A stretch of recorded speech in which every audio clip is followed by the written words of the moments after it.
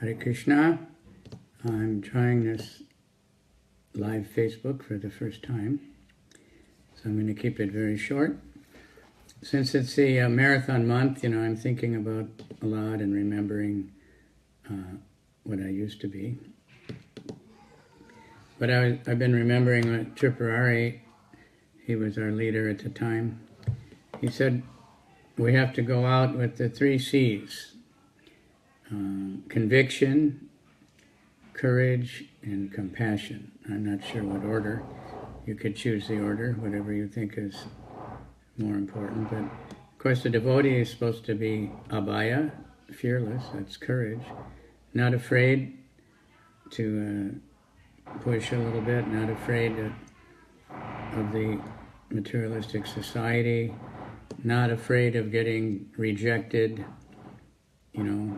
Most of the time we get rejected, but enlivened by that. And of course compassion, I guess, should be first, but we have to be convinced. To be compassionate, we have to be convinced of the philosophy. Prabhupada said we have to accept as an axiomatic rule that there's absolutely no chance of any happiness in the material world. So we have to be convinced that these people are really suffering. And we have the medicine, we can help them. And if we're convinced and we're really compassionate, they will respond. And even if they don't take the book right off or they don't give a donation, they benefit just by your association. So courage, compassion, conviction, they go together. But Prabhupada said, are you really convinced? He asked the devotees. He said, the trouble is they're not really convinced. They think we can enjoy the material world. But then we'll be envious of the karmis. It looks like they're enjoying maybe.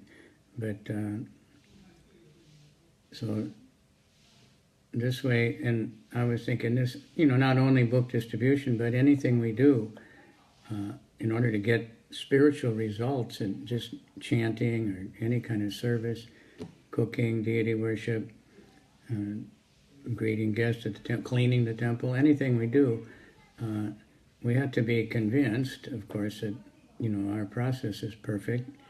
Spiritual master is connected. We're connected to the parampara, which goes back to Krishna. And carry on. In that way, we'll be very successful and we'll inspire everybody around us. We have to be compassionate to ourselves. We want to help ourselves. We want to get out of Maya. We want to take care of ourselves. We don't want to suffer. We want to take seriously to the process of Krishna consciousness to relieve the suffering. Difficulties, sickness, all these things are inevitable, but suffering is voluntary.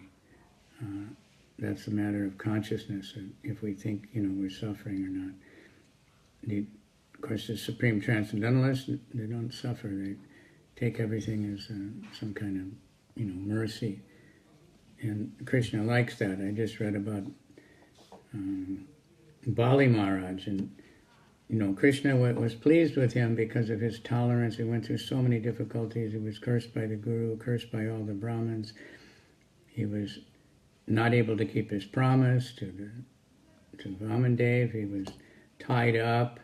It was quite rough. And he lost everything, and he still had more. He was supposed to give more, and he didn't know what to do. But he tolerated all that. He never complained. He took it all as mercy. And then he realized, okay, I still have my body, and he offered that. And then he got a better than the heavenly planets in the Sutaloka. And then later, in a future Manvantara, he became Indra anyway. So